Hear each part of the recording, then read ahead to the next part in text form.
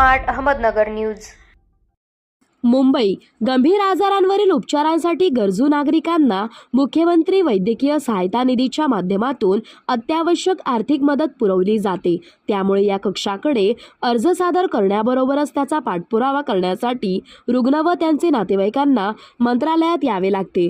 त्यामुळे त्यांना होणारा त्रास लक्षात घेता ही सेवा सहजपणे उपलब्ध व्हावी यासाठी प्रत्येक जिल्ह्यातील जिल्हाधिकारी कार्यालयात मुख्यमंत्री सहायता निधी कक्ष सुरू करण्याचा निर्णय घेण्यात आला आहे।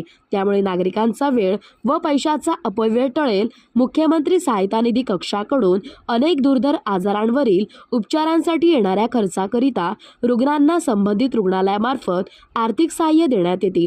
तसेच आपत्ती प्रसंगी आर्थिक मदत देण्यात येते। या अनुषंगाने मदत मिळवण्यासाठी मुख्यमंत्री सहायता निधी कक्षामध्ये असंख्य अर्ज प्राप्त होतात। मुख्यमंत्री वैद्यकीय सहायता निधी कक्षामार्फत दुर्धर आणि महागड्या आजारांवरील उपचारांसाठी आर्थिक सहाय्य मिळाल्याने अनेक कुटुंबांना आधार मिळाला आहे।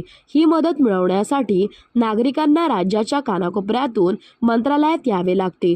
त्यामुळे नागरिकांचा होणारा त्रास कमी करण्यासाठी आता जिल्हाधिकारी कार्यालयातच मुख्यमंत्री सहायता निधी कक्ष सुरू करण्यात येणार आहे। रुग्णांना त्यांच्या जिल्ह्यातच मुख्यमंत्री सहायता निधी कक्षाकडे मदतीचा अर्ज करण्याबरोबर मदतीसाठी पाठपुरावा करणे सोपे होणार आहे। यामुळे नागरिकांचा वेळ व पैशाचा अपव्यय टाळता येईल अशी माहिती मुख्यमंत्री सहायता निधी कक्षाचे प्रमुख रामेश्वर नाईक यांनी दिली आहे।